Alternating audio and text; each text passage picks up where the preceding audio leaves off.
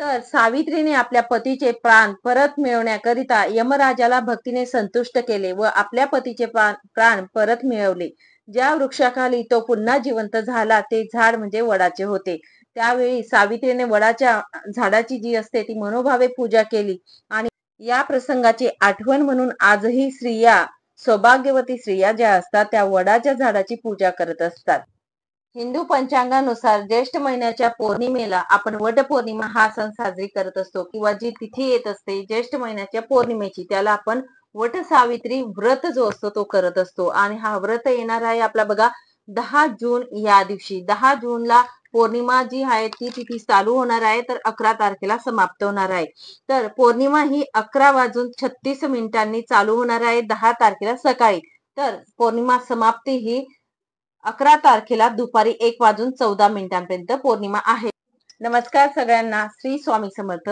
आजचा विषय आपला होणार आहे बघा वट सावित्रीचा जो उपवास आहे तो येणार आहे. बऱ्याच महिलांना माहिती नसत्या बऱ्याचशा गोष्टी ज्या कराव्यात किंवा करू नये. तर अशा कोणत्या गोष्टी असतात किंवा आपण जे नियम असतात ते पाळायला हवेत किंवा करायला हवेत त्याचं फळ आपल्याला 100% मिळत असतं किंवा 100 पटीने फलप्राप्ती ही आपल्या नशिबात येत असते. आपण ज्या व्रताचं एवढं छान पूजा करणार असतो, तयारी करतो आणि आपल्या पतीच्या दीर्घायुष्यासाठी आपण ही पूजा करत असतो.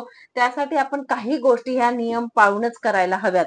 म्हणून आपला जो व्हिडिओ आहे पूजा कशी करावी तो मी टाकलेला आहे किंवा साडी, बांगड्या त्या गोष्टी टाकल्यात. पण आपण वटपौर्णिमेच्या दिवशी आपण कुठल्या गोष्टी कराव्यात आणि कुठल्या करू नयेत किंवा मासिक धर्म, आता बऱ्याच महिलांचा प्रश्न असा असतो की मासिक धर्म आहे मग मी 2 वेळा अंघोळ करून आम्ही पूजा करू शकते का, किंवा गर्भवती महिला असतील त्यांनी कितव्या महिन्यापर्यंत पूजा केलेली चालत असते, उपवास कसा करावा, कोणती पद्धत आहे, योग्य पद्धत कोणती, अशा बऱ्याच महिलांना प्रश्न असतो. तर सगळे आपण प्रश्नांची उत्तरं तुम्हाला आजच्या व्हिडिओमध्ये मिळून जातील. तर बऱ्याच महिला काय करत असतात बघा, वट सावित्रीचा जो उपवास आहे आपण उपवास करणार आहोत हे निश्चित असतं. पण वट सावित्रीच्या पौर्णिमेच्या दिवशी आपल्याला सकाळी लवकर उठायचं आहे. उठल्यानंतर सर्वप्रथम तुम्हाला सांगेल आपल्या घरात झाडझूड करून आपला उंबरठा असतो तो स्वच्छ करावा. छोटीशी का असेना रांगोळी आपल्या घराच्या बाहेर टाकायची आहे. आणि सर्वप्रथम मी तुम्हाला सांगेल आपल्या घरातील देवपूजा जी असते, देवांची आंघोळ वगैरे करणं, देवपूजा जी असते ती करायची आहे. या गोष्टी केल्यानंतरच तुम्हाला सांगेल आपण वडाची पूजा करायची आहे. बऱ्याच महिला ह्या गोष्टी सर्व राहू देतात. जे आपलं घर स्वच्छ करायचं राहू देतात, सगळं काही राहू देतात आणि सर्वप्रथम वडाच्या झाडाची पूजा करत असतात. तर ही गोष्ट करू नका. ही देखील एक चुकीची गोष्ट ठरत असते. म्हणून तुम्हाला सांगेल या चुका त्या दिवशी नक्कीच करू नका. आणि या पूजेला सर्वप्रथम आपण स्वच्छ होणं, आपल्या केसांवरून पाणी टाकून आपण अंघोळ करणं खूप महत्वाचं असतं. म्हणून आपले केस वगैरे आपण त्या दिवशी धुवू शकतो. केस धुवून आपण पूजा करू शकतो. वटपौर्णिमा, वटसावित्रीचा व्रत जो असतो तो म्हणजे कसा करावा, कारण व्रत करणं खूप महत्वाचं ठरत असतं. तर सौभाग्यवती महिला ज्या असतात त्या व्रत करत असतात. तर तुम्हाला सांगेल व्रत करणं हे बघा प्रत्येक भागामध्ये विशिष्ट प्रकारे हे उपवास केले जातात. आता उपवास कसे केले जातात बघा, 3 प्रकारे केले जातात. आता उपवास करायची पद्धत कुठली असते ते आपण ठरवायचं, कारण आपल्या भागामध्ये, आपल्या गावामध्ये आपल्या परंपरा कोणत्या आहेत त्या परंपरा जोपासणं खूप महत्वाचं असतं. सर्वप्रथम मी ते तुम्हाला सांगेल. आता आमच्याकडे जी पद्धत आहे ती मी तुम्हाला अगोदर सांगितलेली आहे, तरी देखील सांगेल. आमच्याकडे ज्या दिवशी वटसावित्रीचा उपवास असतो त्या दिवशी जोपर्यंत आपण वडाच्या झाडाची पूजा करत नाही तोपर्यंत आपल्याला उपवास म्हणजे काही खावं लागत नाही. म्हणजे जे लिक्विड पदार्थ असतात, ज्यूस असतात किंवा मग चहा. आता आम्ही तर चहा वगैरेच घेतो, नंतर काही खात पित नाही कारण आठवण येतच नाही समजा. पण तुम्हाला गोळ्या औषधी वगैरे असतील तर ज्यूस वगैरे घेऊ शकतात. आणि पुरणाचा नैवेद्य जो असतो त्या दिवशी बनवला जातो, आमच्याकडे पुरण केलं जातं. आणि नंतर वडाच्या झाडाची पूजा केल्यानंतर उपवास हा सोडला जातो, म्हणजे जेवण केलं जातं. ह्या प्रकारे करतात.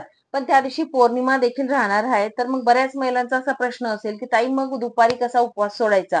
जर तुम्ही पौर्णिमाचा उपवास जो असतो तो करत नसता तर दुपारी या पद्धतीने तुम्ही उपवास सोडू शकतात आणि रात्री मात्र जेवण करायचं नाही. आता दुसरीकडे अशी पद्धत असते बघा, बऱ्याच महिला या दिवसभर उपवास करत असतात, फराळाचे पदार्थ घेत असतात, गोळ्या औषधी असल्यामुळे त्या करत असतात. किंवा नसेल पण तर तशी पद्धत त्यांच्याकडे असेल तर तसं सुद्धा तुम्ही करू शकतात आणि रात्री उपवास सोडत असतात.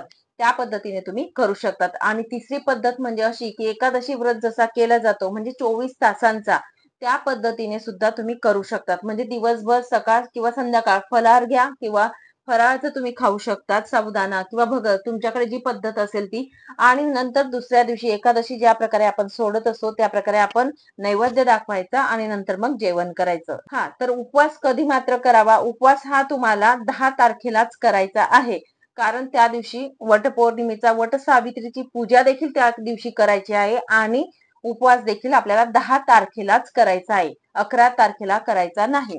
ठीक आहे. आता पुढचा प्रश्न असा होता बघा, मासिक धर्म आला तर मग मी चौथा दिवस आहे 2 वेळा केसांवरून पाणी टाकलं आणि नंतर पूजा केली तर चालेल का? बघा, आता वटसावित्रीचा उपवास असो किंवा दुसरा कुठलाही असो, कुठलीही पूजा आपल्या धर्मशास्त्रानुसार आपल्याला 4 दिवस हे नियम पाळायचे असतात, बरोबर? तर चौथ्या दिवशी बऱ्याच ठिकाणी असं असतं की केसांवरून पाणी टाकल्यानंतर ते पूजा करत असतात. पण आपलं शरीर जे असतं ते प्रत्येकाचं वेगवेगळं असतं बघा. काही महिलांना चौथ्या दिवशी सुद्धा म्हणजे आपलं ब्लडिंग वगैरे होत असतात. तर त्यामुळे तुम्हाला सांगेल, जर तुम्हाला असा त्रास होत असेल तर तुम्हाला सांगेल, जोपर्यंत तुम्हाला अंगावर जात आहे किंवा ब्लडिंग होत आहे तोपर्यंत तुम्ही पूजा करू शकत नाही. तुम्हाला 5वा दिवस असू द्या, 6वा असू द्या, पण तुम्हाला पूजा करायला चालणार नाही. तुम्ही फक्त उपवास करू शकतात. मात्र तुम्हाला तसा काही प्रॉब्लेम नाहीये, ब्लडिंग जात नाहीये, तुम्ही म्हणजे तसं काही प्रॉब्लेम नसल्यामुळे तुम्ही डोक्यावरून पाणी घ्या आणि नंतर चौथ्या दिवशी मग तुम्ही पूजा करू शकतात किंवा उपवास देखील करू शकतात. या पद्धती आहेत. शेवटी तुमची इच्छा. मला जे योग्य वाटलं आपल्या धर्मशास्त्रानुसार, हिंदू धर्मानुसार जे सांगण्यात येतं अध्यात्मामध्ये, ते मी तुम्हाला सांगण्याचा एक प्रयत्न केला. आता पुढचा प्रश्न असा की सुतक किंवा मग विरती असेल, कोणी बाळंतीण झालं असेल तर मग काय करावं? तर तुम्हाला सांगेल, तर त्या दिवशी तुम्हाला उपवास मात्र करायचा आहे, पूजेला आपल्याला चालणार नाही. ते सुतक असो किंवा मग बाळंतीण बाई जरी असेल आपल्या भावकीत, तर असं असेल तर तुम्ही करू शकत नाही पूजा. ठीक आहे, या पद्धतीने तुम्ही करू शकतात. आता पुढचं एक प्रश्न आला की ताई, आमच्या घराजवळ वडाचं झाडच नाही, तर मी मग फांदी वगैरे विकत मिळत असतात बाजारात. बऱ्याच महिलांचा हा प्रॉब्लेम असतो. तर मी ते आणून पूजा करत असते. तर तुम्हाला सांगू का, जी फांदी आपण तोडून आणत असतो त्या फांदीमध्ये जीवच राहत नाही. जीव राहतच नाही तर तुम्ही पूजा कशी करणार आहे? तर सगळ्यात आधी सर्वप्रथम मी सांगेल, वडाच्या झाडाची पूजा, ज्या झाडाला पारंब्या आलेल्या असतात अशा झाडाची पूजा करायची असते. आता माझ्या घरात जे मी पूजेला झाड ठेवलेलं होतं, तो व्हिडिओ जर तुम्ही बघितला असेल, त्याला 2 पारंब्या आलेल्या आहेत. म्हणजे 6-7 वर्षानंतर पारंब्या त्या झाडाला येत असतात. असं जुनं झाड जे असतं त्या झाडाला आपण पूजा करू शकतो. शक्य नाही तुम्हाला तर छोटस नर्सरीमधून एक रोपटं आणा वडाच्या झाडाचं. पारंब्या नसतील तरी चालेल, पण झाडाचीच पूजा तुम्ही करा, असं मी तुम्हाला सांगेल. कधीही फांदीची पूजा करू नका. हे म्हणजे गृहीत धरलं जात नाही किंवा तुमच्या पूजा करायचा काही उपयोग नाही. तर हे मला सांगायचं होतं. त्यानंतर सांगेल, जर तुम्ही झाड विकत आणलेलं असेल नर्सरीमधून, तर तुम्हाला सांगेल, तुमच्या पूजा केल्यानंतर जर तुम्हाला शक्य झालं तर ते झाड तुम्ही नक्कीच एखाद्या गार्डन मध्ये, देवाचं मंदिर असेल अशा ठिकाणी ते झाड लावून द्या, वृक्षारोपण करा. कारण असं म्हणजे सांगण्यात येतं की ते वृक्षाचे आपण पाणी घालतो किंवा पूजा करत असतो किंवा ते झाड जसं जसं वाढत जातं तसं तसं आपल्या पतीचं दीर्घायुष्य हे होत जातं. म्हणून जर तुम्हाला शक्य झालं तर वडाचं झाड जे असतं ते तुम्ही लावू शकतात आपल्या सभोवताली किंवा गार्डन मध्ये किंवा देवाचा परिसर, मंदिराचा परिसर असेल तिथे तुम्ही लावू शकता. या पद्धतीने करा. पुढचा प्रश्न असा होता बघा, गर्भवती महिला आहेत त्यांनी कितव्या महिन्यापर्यंत पूजा करायला चालेल? बघा, तुम्हाला बेड रेस्ट सांगितला नसेल तर तुम्ही पूजासाठी जे पूजा असते पूजा करायला जाऊ शकतात. आपल्या बघा, तुम्हाला शक्य झालं तर 5व्या 6व्या महिन्यापर्यंत तुम्ही पूजा वगैरे करायला जाऊ शकतात. पण 7व्या महिन्यानंतर पूजा करत नाही, कुठलीही पूजा करतच नाही. आता होम हवन झालं तिथे तर 4थ्या महिन्यानंतर म्हणजे 5व्या महिन्यापासून बोलतात की बाळाचे हात पाय वगैरे असे तयार होतात, म्हणून ब्राह्मण लोक नाही बोलतात 5व्या महिन्याला सुद्धा. पण वडाच्या झाडाची पूजा माझ्या माहितीनुसार तर मी तुम्हाला सांगेल की 6व्या महिन्यापर्यंत तुम्हाला चालेल. 7व्या महिन्यानंतर कुठलीही पूजा ज्या असतात त्या गर्भवती महिला करत नाही. म्हणून तुम्ही उपवास करू शकतात.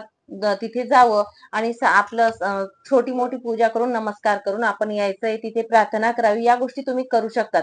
आता उपवास तुम्हाला शक्य झालं तर करा. तुम्हाला जर बेड रेस्ट दिलेला असेल तर कुठलीही तुम्ही उपवास नाही केला किंवा पूजा नाही केली तरी देखील चालेल. आपला भाव खूप महत्वाचा असतो. 1 वर्ष स्किप झालं चालेल, पुढच्या वर्षी तुम्ही करू शकतात. उपवास शक्य झालं तर करा, नाही झालं तर नाही केला तरी देखील चालेल. काही महिलांना जर गोळ्या औषधी वगैरे चालू असतील तर अशा महिलांनी आपण थोडं खावं आणि म्हणजे फलाहार घ्या किंवा साबुदाण्याची खिचडी भगर वगैरे असं घेऊन गोळ्या औषधी घेऊ शकतात. या पद्धतीने उपवास केला तरी देखील चालेल. तर ही होती बरीचशी काही माहिती जी तुम्हाला माहिती नसेल तर नक्कीच आशा करते आवडली असेल आणि सांगितलेली माहिती जी आहे ती नक्कीच फॉलो करा. त्याचं आपल्याला पूर्णपणे 100% फळ मिळत असतं. चला मग सांगितलेली सेवा महाराजांच्या चरणी अर्पण करते. इथेच विराम घेते. श्री स्वामी समर्थ.